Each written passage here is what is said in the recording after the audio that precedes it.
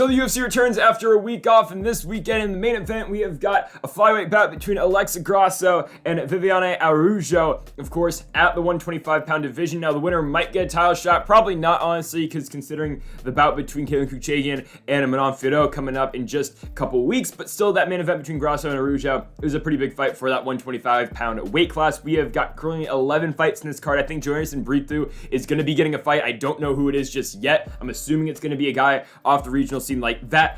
Breathu will likely win, but who knows? We've got, for now, 11 fights on this card from the UFC Apex this Saturday night. And folks, if you haven't yet, make sure that subscribe button down below for more UFC here on the channel. And our first fight, my goodness, we've got Mike the Truth Jackson taking on Pete Dead Game Rodriguez. I mean, this fight, man, you got Rodriguez, who, let's be honest, is a very low-level UFC fighter. I mean, I found it kind of interesting that he was in the promotion in the first place, considering his last fight where he lost to Jack Della Maddalena. He got knocked down the first round. I mean, we kind of thought that was going to happen. And for Pete Dead Game Rodriguez, he was 4-0 going into that fight. He fought 4 times in Icon FC. He won all of those fights all by knockout, and that's what Pete Rodriguez will bring to the table. He's got really good power. Is he the most technical striker? No, he's not. And he can get exposed. He's not the fastest either, but he's still got a lot of power, and when he's fighting these guys who aren't as good as him, he will wipe them out.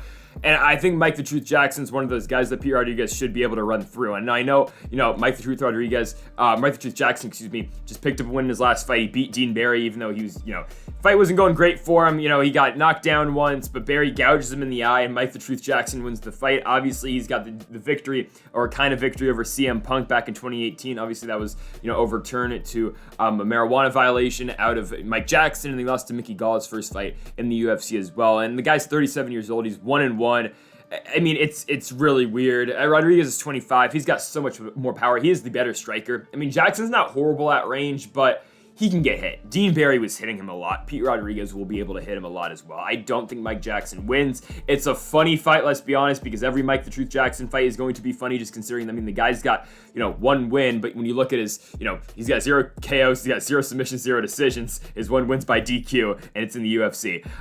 Pete Rodriguez should be able to win. There's a reason he's a minus 660 favorite. He's going to go in there and probably knock out Mike the Truth Jackson in the first round. I'll be cheering for Mike Jackson, but it's probably not going to happen.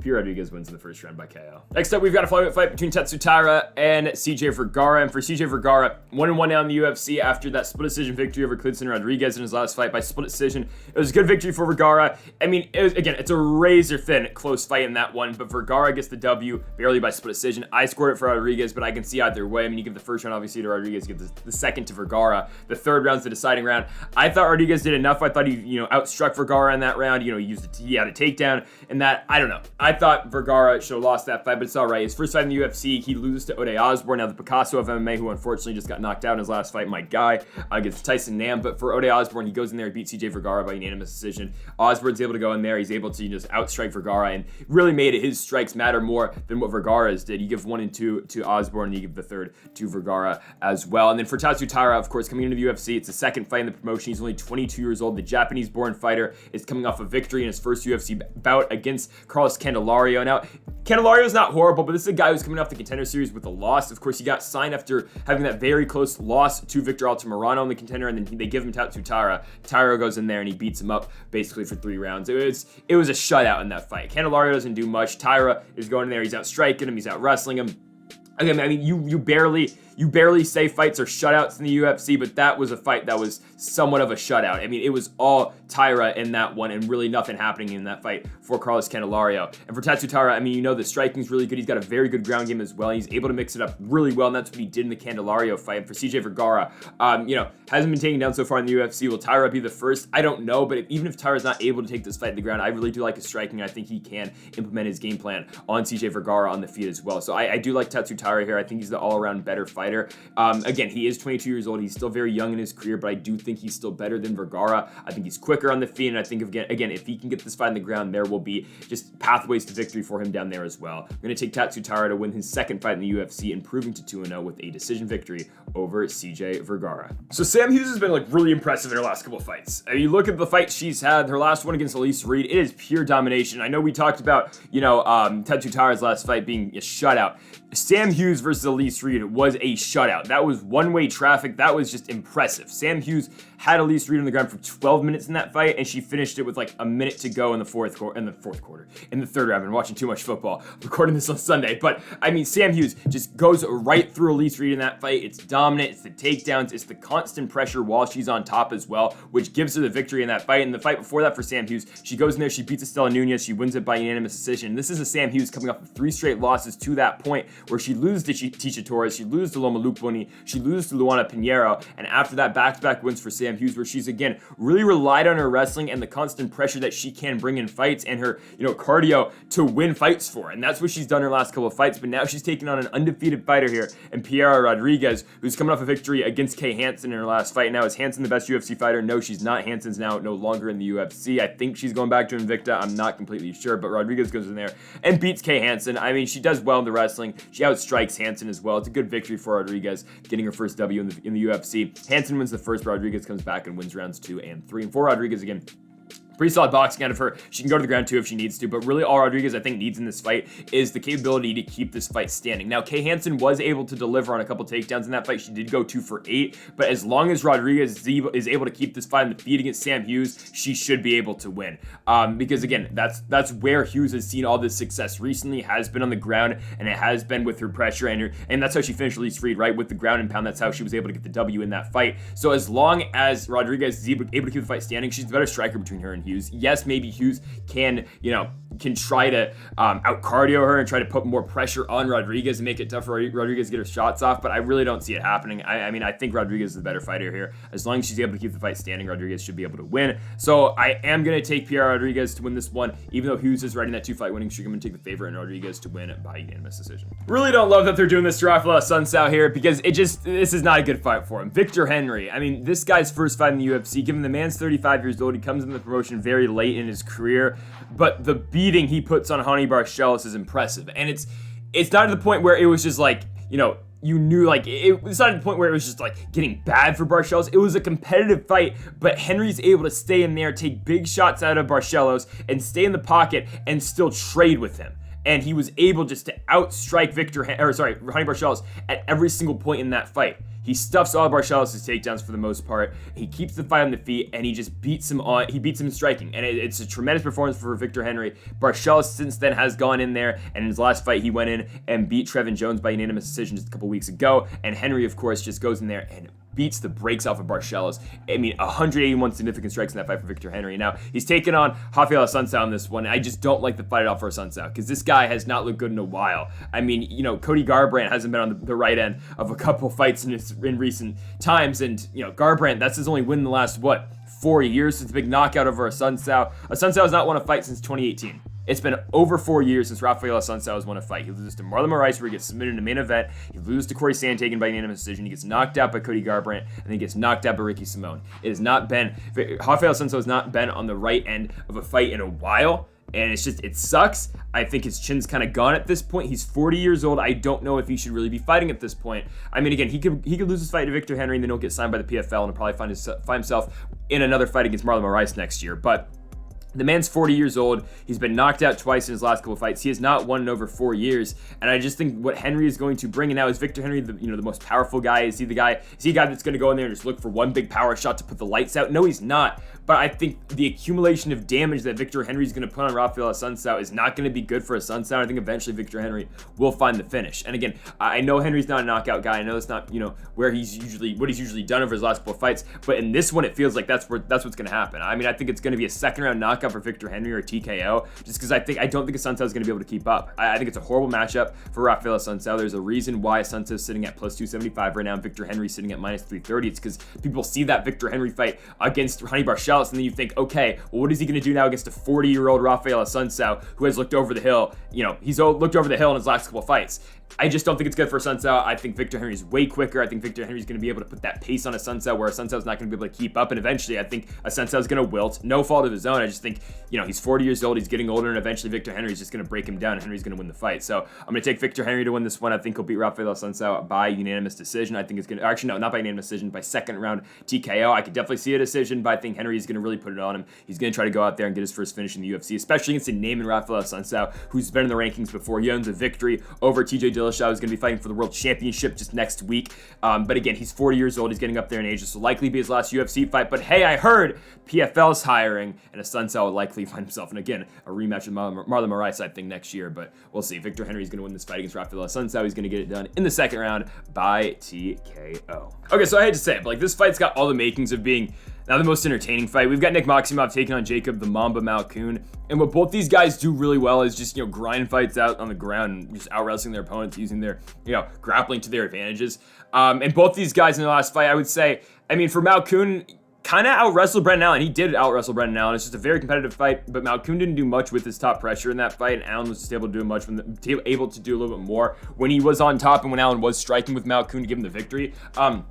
So that was Malkoun's last fight, losing to Brendan Allen. Before that, he had the win over AJ Dobson, where he beats him by unanimous decision. And the same thing. It was kind of the same thing for his Abdulrazak Al-Hassan fight and the Dobson fight. It was just dominant wrestling, kind of laying on his opponents. But in those fights, he was able, and more so in the Dobson fight, he was able to get some striking off and beat up Dobson when he was on the ground. And the Abdulrazak Al-Hassan fight, it was just Malkoun just kind of laying on him for 3 rounds and getting a victory. Because he was coming off this first fight in the UFC where he got knocked down in 18 seconds to Phil Hawes. But for Nick Maximov, right, comes in the UFC, beats Cody Brundage. Not the most entertaining fight, but Maximov's able to keep him on the ground, win the fight that way. The Puna Soriano fight, Maximov takes him down 11 times, and that's how he wins the fight, because Soriano wasn't able to stuff his takedowns. But once Maximov did get Soriano on the ground, there wasn't much he was able to do down there. In that third round, Maximov takes him down 11 times, right? 5 times, but only 11 significant strikes in that fight. So in that round. So I don't know what Maximov, and you look at his fight against Andre Petroski, right? The fight hits the mat immediately, and Maximov gets caught in an anaconda. He gets choked down in a minute, and that was the first fight of the night. Back at that was a fight early in the year. That was Blachowicz Rakic, right? You just don't know what Maximov's going to do out there, especially in a fight against Jacob Malkoun, because I think it's going to be ever so apparent early in the fight who the better wrestler is. Is it Maximov or is it Malkoun? I think I'll go pure wrestling wise. I think Malkoun's a little bit better, but grappling wise and jiu-jitsu wise, I think Maximov's better. It makes for a razor thin, close fight. Again, is it the most fan friendly style of fight? This fight, no, it is not even close. I don't think this has all the making of just being a transitions fight where both these guys are just wrestling, just trying to grind each other out. It's going to be a tiring fight for both guys, don't get me wrong. And for these guys actually fighting the fight, it's not going to be fun for them, but it's just it doesn't produce the most must-watch TV, I would say. I'm going to take Nick Maximov ever so slightly by unanimous decision. I think he's better than Malkoun grappling-wise, and once this fight does hit the ground, I think that's where, because I do think the fight's going to hit the ground. I think a lot of this fight is going to be down there, and I think even if Malkoun is taking down Maximov's able to sweep, he's able to get on top, and maybe Maximov clinches up with them, gets him on the ground. I think he's going to have better top pressure than what Malkoun's going to have, just because I think Maximov's able to threaten a little bit more with the submissions rather than what Malkoun can offer. Again, though, it's kind of a crapshoot once you get to that point. I'm going to take Nick Maximov again ever so slightly by unanimous decision. Is that, again, I will make it point out of this. It's not going to be the most entertaining fight, but I'm taking Maximov by unanimous decision. So this fight's, really killer be killed fight here between Mana Martinez and Brandon Davis. Both these guys bring it. You saw in Brandon Davis's last fight. I know he wasn't on the right end of that knockout, but Davis is going to come in there. He's going to try to pressure you. And of course, in the Dana Bakary fight, he got knocked down in the first round, but that's always the type of fight Brandon Davis is going to bring to you. You look at his fights before that, the fight that he had somewhat competitive with against Giga Chikadze, the Kyung Ho Kong fight was competitive as well. He's always going to be in these close and tough fights. And, Mana Martinez is a guy who's going to throw back as well. I know he had the loss to Ronnie Lawrence in his last fight, and that wasn't a great fight. That was not a great fight for Mana Martinez, but Lawrence is a guy who's going to come in there and he's going to outgrind you and he's going to out-wrestle you. But don't forget that third round for Mana Martinez that he ends up winning. He wins that third round. He knocks down Ronnie Lawrence twice in that third, showing that Martinez is always going to be in the fight, no matter what the outcome is in the first couple rounds. He's getting outgrinded by Ronnie Lawrence. Lawrence has him down for about 7.5 minutes in those first 2 rounds combined. But in that third, it's Mana Martinez with 2 big shots sitting down Lawrence, and Lawrence just kind of fighting to survive, using his wrestling to get out of those striking exchanges with Mana Martinez. And Martinez is always going to have that power. You look at his fight against Guido Canetti, and I know Guido Canetti, at the time, we didn't think was a great victory for Martinez because Canetti's now 42 years old, and he's coming off of back-to-back losses to Chito Vera and Dana Bakary, and Martinez barely beats him by split decision. But don't look now, but Guido Canetti's now on a 2-fight winning streak with back-to-back first-round finishes, a first-round knockout of Chris Moutinho, something that, it took 3 rounds for Sean O'Malley to do, and then a submission victory in the first round of a Randy Costa in his last fight by rear naked choke. So you know, I know at the time the barely beating Guido Canetti thing wasn't all that great, but now look at Canetti at 42 years old putting together back-to-back wins. Maybe that's not as bad of a win as we thought it was for Mana Martinez, and hell, a win is a win in the UFC. And you look at Martinez's fight to get into the promotion, winning on Dana White looking for a fight. The win over Jose Johnson's a knockout in 30 seconds. And oh, by the way, where's Jose Johnson now? Johnson's in the UFC as well after beating Jack Cartwright on the Contender Series just a couple months ago. So he's going to be taking on Vince Morales, by the way, next month is Jose Johnson. So you know Martinez has got the power. He's going to come in there. He's going to try to pressure Brandon Davis. And I'm just afraid with Davis losing his last fight to Janab Bakri, that's going to be 364 days before he fights Mana Martinez. I'm afraid for Davis that he's going to suffer the same fate that he did in the Bakri fight that he's going to in this Martinez fight. I think Martinez is going to go in there, and I think he's going to find that big power shot against Brandon Davis, and I think he's going to put him out. I mean, it's unfortunate for Davis that he just hasn't been on the right end of a lot of fights in the UFC because he's been in the promotion now on 2 different stints, but I don't think this one's going to go his way. I think Mana Martinez is going to go in there. I think he's going to use the power to his advantage, and I think he's going to knock out Brandon Davis. If it doesn't happen in the first, it's going to happen in the second, because I just think, you know, Martinez,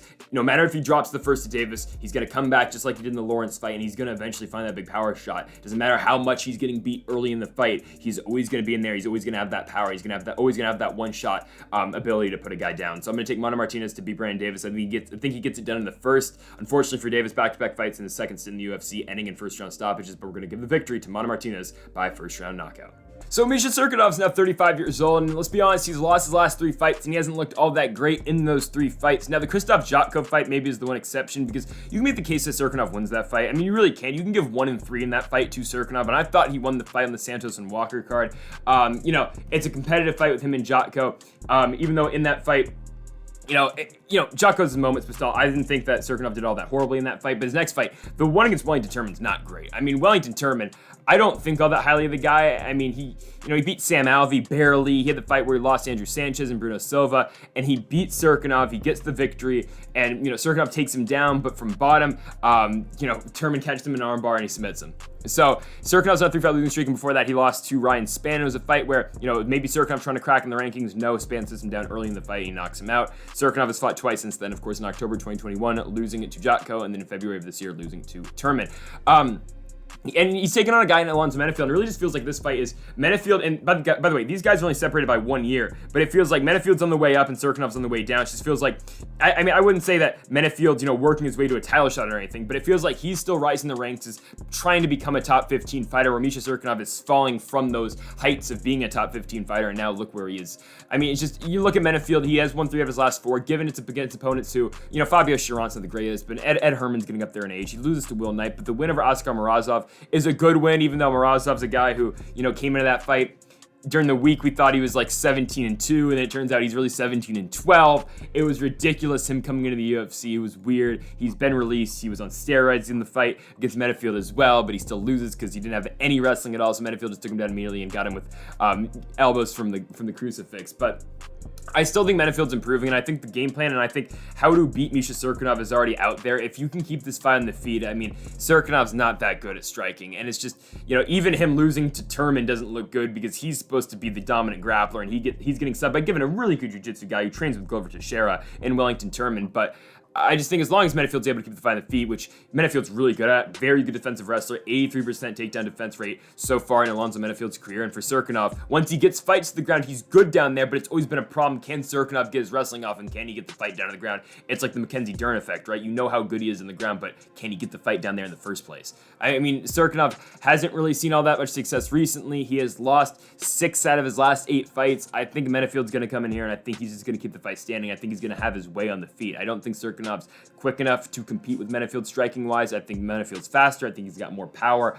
I just don't know what Misha Cirkunov can offer Alonzo Menifield in terms of striking. I think that's why Menifield's going to win this fight. So I got Alonzo Menifield to come in here. He's going to beat Misha Cirkunov. He's a -210 favorite for a reason. Got Menifield to win this one by first round knockout. Again, just at 35 years old, I don't know what Misha Cirkunov brings to the plate anymore, and that's why I'm going to go with Menifield to pick up the win by first round KO. Well, the Beverly Hills Ninja is back. It's Jordan Wright, and he's going to be taking taking on Duško Todorovic in this one. And for Duško Todorovic, so far in the UFC, he is 2-3 now, and he's lost 3 of his last 4, dropping a knockout loss to Punahele Soriano, losing an unanimous decision to RoboCop and Gregory Rodriguez, a guy who's an absolute machine. He beat Maki Pitolo, who's no longer in the promotion, and then he just got finished by Chidi and Njokuani in his last fight on the home Vergara card. Now he's taking on a guy in Jordan Wright, and these are 2 lower ranked middleweights. I mean, they're not ranked, but just, in terms of the entire UFC scale, 2 lower level middleweights. For Jordan Wright, he has lost 3 of his last 4, as well as only win being against Bo Nichols' first opponent in the UFC, and Jamie Pickett.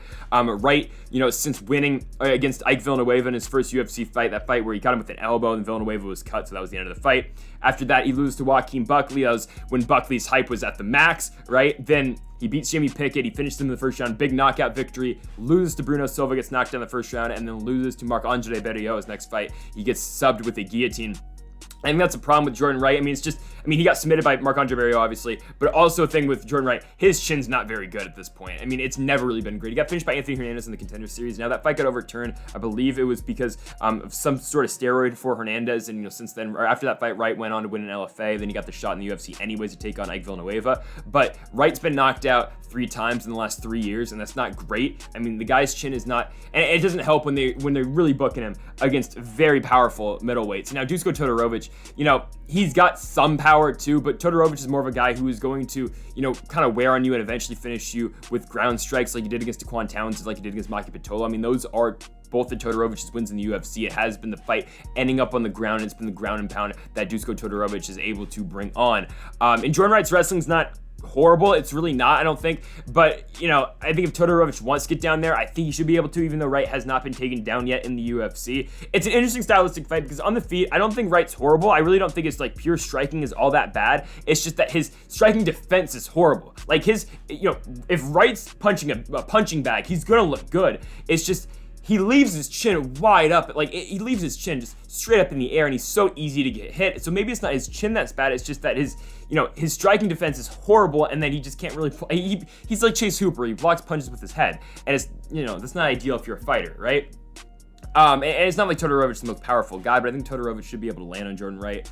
And I think Todorovic is going to win the fight. I'm not overly impressed with either of these guys, if I'm being honest with you. I don't think Todorovic is going to be a world champion per se. I don't think Jordan Wright's going to be a champion either, but I think someone's going to get knocked out. And if Wright can land on Todorovic before Todorovic really connects on his chin, because power-wise, I'll give it to Jordan Wright, right? So if Wright is able to, put power shots into Duško Todorovic and not get caught with his chin up in the air and get put to sleep, okay, maybe Jordan Wright can win this fight. So if for Jordan Wright, I think he's going to have to go in there and just go for it. If Wright can't get it done in the first round, I think Todorovic is going to win. That's why I'm going to take Duško Todorovic. I think Todorovic is going to beat Jordan Wright. I think he's going to get it done by second round TKO. But, it could go either way. I think Todorovic, though, is going to be able to outgrind Jordan Wright deep into the fight. I think he will put some damage on him in the first. I think the second he will get a take, or he's not a takedown. I think he will knock him down. I think Duško Todorovic, for his 3rd win in the UFC, is going to finish his opponent with ground strikes. So I'm going to go Todorovic to beat Jordan Wright by second round TKO. All right, so if we're being honest, this should probably be the main event. This fight is crazy. Askarov taking on Brandon Royval. It is truly an elite level matchup here at flyweight, and for Askarov, only 1 loss in his entire career, and it was his last fight in basically a number 1 contenders fight or a title eliminator, where the winner would have got a shot at the interim championship against Brandon Moreno. Obviously, we're talking about the fight against Kai Kara-France in Columbus, Ohio. Kai Kara-France wins the fight by unanimous decision. Askarov is a minus 450 favorite going to that one, but Kai Kara-France, man, puts on the striking on Askarov. That first round goes to Askarov. He out-wrestles Kai Kara-France, but rounds 2 and 3, it's Kai Kara-France keeping the fight on the feet when it mattered, and outstriking Askarov and winning the fight that way.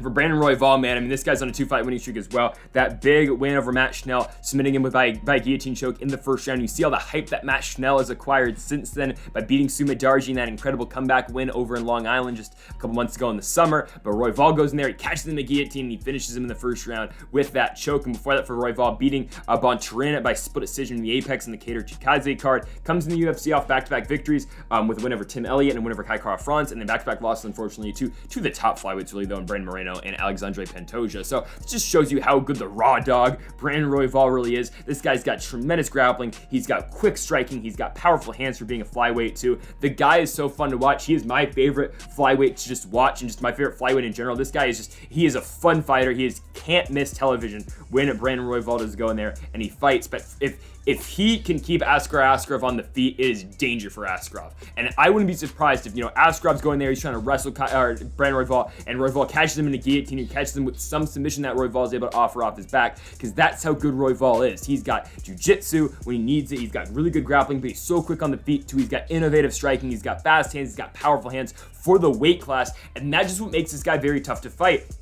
But again, for Askarov, though, you know how good this guy is, too. It's a tremendous fight. It's a really good stylistic matchup. On the ground, obviously, you give the advantage to Askarov, but on the feet, you give it to Royval, too. But I would also just throw in that, okay, if the fight does hit the mat, which it probably will, Royval does have a lot of stuff to offer off his back as well. He'll throw up a lot of defensive submissions, too, to try to work his way back up to his feet. But we'll see what happens, because this fight is dependent on one thing. It's if Askarov can take down Brandon Royval. That is the root of all Askarov fights, we're being honest with ourselves. And that was the root of the fight with him and Kai Kara-France. He took him down in the first round. Okay, he won that round, but he couldn't take him down in rounds 2 and 3, or when he did take down Kai Kara-France worked to his base and got back up to his feet. So that's where this fight basically depends on.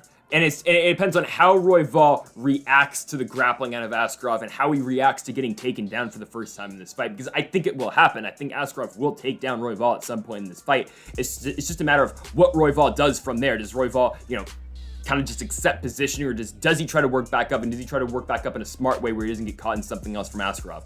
I think Brandon Royval is going to win this fight. I think he's going to. I really do like Brandon Royval a lot. I mean, this might be a little bit biased because I really like this guy, but I think Royval is able to win the fight. Sometimes he gets caught in the feet. That's 100% a thing. Matt Schnell caught him, Kai Kara-France caught him, but I don't see the danger in him getting caught in the feet striking-wise with Askarov in this fight. I think it's just going to be basically dependent on if he can stuff an Askarov takedown, and if he can't, can he work his way back up to his feet? And I know this prediction doesn't make the most sense considering you got sub Alexandre Pantoja in the second round when they fought in August of 2021, but I think it makes sense to the point Askarov's coming off his first loss, and I feel like the game plan's kind of out there now. If Royval can follow what Kai Kara-France did, and oh, by the way, Royval beat Kai Kara-France when they fought in just Royval's second fight in the UFC. If he can follow what Kai Kara-France did to get his way to a championship opportunity and championship fight, I think Brandon Royval is able to win this fight. So I think Royval keeps it standing. I think he will, I think he'll do damage, and I think he will make Askarov concerned on the ground once Royval is on bottom, and I think he will, play a factor in the grappling in this fight, and I think he will offer something that Askarov hasn't seen just yet.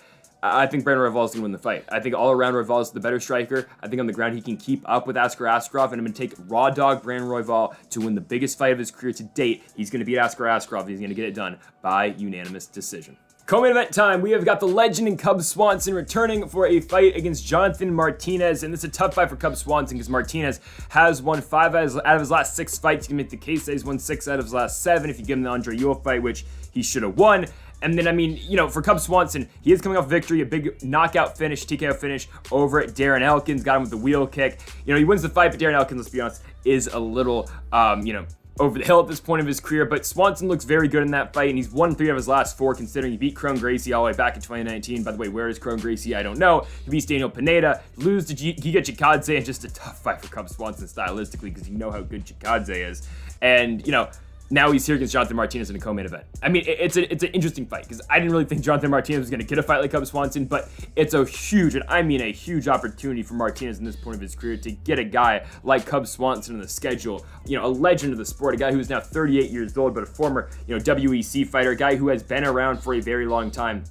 Just a tremendous opportunity for Jonathan Martinez in this fight. But when you look at this fight and you break it down, Martinez will bring the striking to Cub Swanson. You will see just a striking affair between these two. We'll see if Cub Swanson can keep up with the 28-year-old Jonathan Martinez. Again, Swanson is 10 years his elder, but we will see if Swanson can keep up, because that's where this fight will take place. I mean, you can talk about the ground game, but I don't think it's going to come up too much in this fight. I think it will be a striking fight between Martinez and Swanson. And really, I feel like, I don't know if I'd call it a crossroads fight, because I do think Swanson is at that tail end of his career where, you don't know how many fights this guy will have, to finish out of his career. And I don't know, I wouldn't say Swanson is falling down the ranks or anything, because he's still winning fights. But I just think it's a huge fight and an incredibly monumental fight in the career for Jonathan Martinez. Because if Jonathan Martinez beats Cub Swanson, only big fights from here. You're looking at top 15 guys. And I know Cub Swanson's not the guy he used to be, but beating a guy and a name like Cub Swanson in a co-main event spot on ESPN, that is a huge opportunity for Jonathan Martinez. If he can go in there, and especially if he can finish Cub Swanson, oh my goodness, think about what's coming next for Jonathan Martinez. But again, though, it's so tough to do because Swanson's such a good guy still. Swanson's still good in the feet. He's still got so much power. Again, his last 2 wins are both by knockouts, given, though, They've been against older guys, and they haven't. He has not. The last time he fought a young guy, or a guy like at the age of Jonathan Martinez, it's Giga Chikadze, Shane Burgos, Kron Gracie, but Kron Gracie was so inexperienced in MMA when they fought back in Tampa. I think it was in Tampa, right? So we'll see how this fight goes. I hate to do him, but I'm taking Jonathan Martinez. I don't think Cub Swanson's able to beat Martinez at this point of his career. I just don't think he's going to be able to. I think Martinez is kind of just a younger version of Swanson. I think Martinez is going to be quicker. I just think it's going to be a striking fight. I think Martinez is going to be quicker than Cub Swanson. I think Swanson, if he's going to win this fight, he's going to catch Martinez with something. He's going to catch him with a big power shot. He's going to put him down, and everyone's going to go crazy. Those 60 people in the UFC Apex are going to go nuts. But if he doesn't find that one big power shot, and he doesn't sit down Jonathan Martinez is going to sit back on his shots, and he is going to work on Cub Swanson for 15 minutes straight. And I think he will tire out Cub Swanson. He'll work to the body. He'll kick him in the liver. I think it'll just be a tough 15 minutes for Swanson if he's not able to connect and he's not able to finish Martinez early on in this fight. So that is my main reason in picking Jonathan Martinez in this one. I think Martinez is able to get the victory. I think he's able just to propel himself probably in the top 15, or just to get in a fight that get into a fight next that will give him an opportunity to get in the top 15. Because look at this. I mean, Jonathan Martinez is going to be 8-3 with a victory here. So taking Martinez to beat Cub Swanson in the biggest fight of his career, I think Jonathan Martinez will deliver. I think he'll beat Cub Swanson here in the co-main event. I think he'll get it done by unanimous decision, winning every single round. Martinez working his way up in the ranks. So main event time, we have got Alexa Grasso and Viviane Araujo in their first ever main event, and it comes this Saturday night, of course, in the UFC Apex. Let's talk about this fight, because Alexa Grasso is on a pretty big winning streak right now of 3 fights, and it's been probably the best run of her career, because you know, you look at the Carla Esparza fight, of course, not the same weight class that Grasso's in now, and Grasso is 3-0 as a flyweight, but you can make the case that she beats the current strawweight champion in Carla Esparza in their fight in Mexico back in September of 2019, but that's besides the point,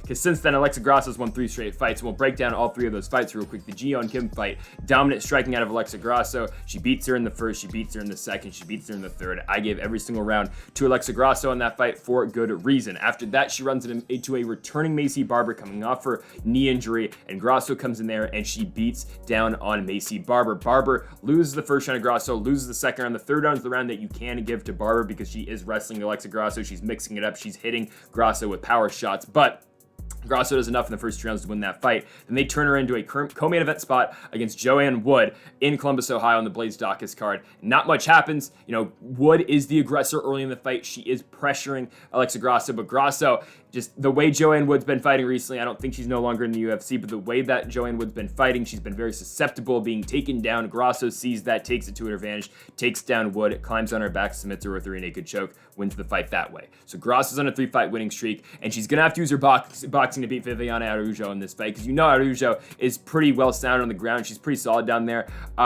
Really good takedown defense. It's very tough to take down a fighter like Viviane Araujo. 90% takedown defense so far in the UFC. And the only fighter to be able to take her down so far was Andrea Lee in her last fight. But you saw what Araujo was able to do to Lee. She grounded her the entire fight, kept Lee on her back, and just worked on her through that realm of things. And, you know, Araujo ran into Katlyn Kuchagian. It's the one loss that she's had since the Jessica Ai fight in the UFC. And, you know, that's what Kuchagian's going to do to you. Even though I think you made the case Araujo did more damage to Katlyn Kuchagian than what Kuchagian did to Araujo. But they give the win to Kuchagian, that's fine. Araujo before that beats Montella De La Rosa, and she beats Roxanne Modafferi in back-to-back fights as well. Araujo's got very powerful hands. That is a fact. She will do damage in the feet when she connects. But in terms of pure striking, Grasso's better. Grasso's a pure boxer that will get to Viviane Araujo before Araujo gets to Grasso. It's just that Araujo, she's going to be trying to just connect on one big shot compared to what Grasso's going to be able to what Grasso's going to try to just out-volume Araujo, I think. I don't see Grasso finishing Araujo. If Araujo wins, I think she's going to have to put down Alexa Grasso. That's how that fight goes, stand-up wise. On the ground, it gets more interesting, I think, because I think on the ground, Araujo, I think she's better than Grasso, even though I think Grasso's grappling is for sure getting a whole lot better. You look at her win that she just had against Joanne Wood, but was that Grasso's grappling and jiu-jitsu being so much better, or was that just Joanne Wood being washed and not really knowing how to wrestle coming out of Syndicate MMA, right? You don't quite know what that is, but I think Grasso's able to remain competitive down there to the point where I don't think she's going to get submitted, and I think if Grasso is getting taken down by Araujo, I'm not concerned that Grasso's going to get grounded for 5 minutes. If she gets taken down a minute in the first round, I don't think it's going to be that Grasso's not going to be able to get back up in the next 4. So I'm not too concerned in that realm of things. And I think on the feet, of course, Grasso's the better striker. She's way quicker. She's got very fast hands, and she doesn't really get that tired when she strikes. She's able to keep striking for 3 straight rounds. And the thing in this fight, though, is This is a 5-round atmosphere, and you don't know how Grasso is going to respond to this. You don't know how Araujo is going to respond to this. I think it does favor Grasso more because I think Grasso looks better at the end of her fights compared to what Araujo looks at the end of her fights. I mean, again, they're not both these fighters have not been in that environment before, but when you look at Araujo's fight, I think her one real grueling fight so far against a top-level opponent was the Katlyn Kukshagian fight, UFC 262, Oliveira Chandler in Houston, Texas. That was her one fight that was against a top-level fighter who has trained for a 5-round fight before, and Katlyn Kukshagian, who has been in a title fight before.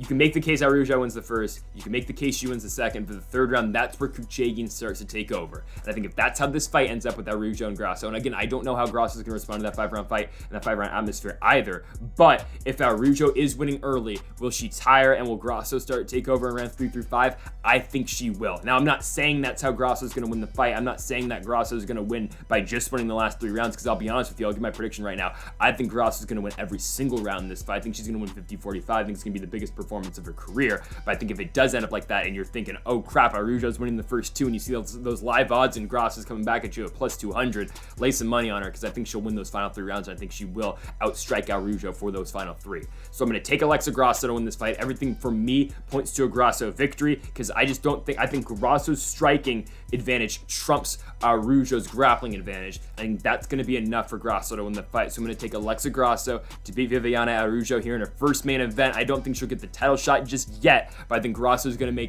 she's going to get into a title eliminator in her next fight. I think she'll probably take on a fighter like Lauren Murphy next, and if she can beat Murphy, which she should, Alexa Grasso will find her way in a title fight, likely against Valentina Shevchenko. So taking Alexa Grasso to pick up the victory in her first main event, beating Viviane Araujo. I'm going to say 50-45 unanimous decision. And folks, thank you for watching our UFC preview predictions this week with Alexa Grasso and Viviane Araujo in the main event. If you haven't yet, though, make sure to hit that subscribe button down below for more. Make sure to leave a like if you did enjoy the video. We will be back next week for one of the biggest pay-per-views of all time in Abu Dhabi, UFC 280. Oliveira, Makhachev, Aljo, Dillashaw, Jan O'Malley, amongst other huge fights in that card. You're not going to want to miss that predictions video coming at you a week from tonight, UFC 280. So folks, thank you for watching. Make sure that subscribe button down below for more. And Mamba forever.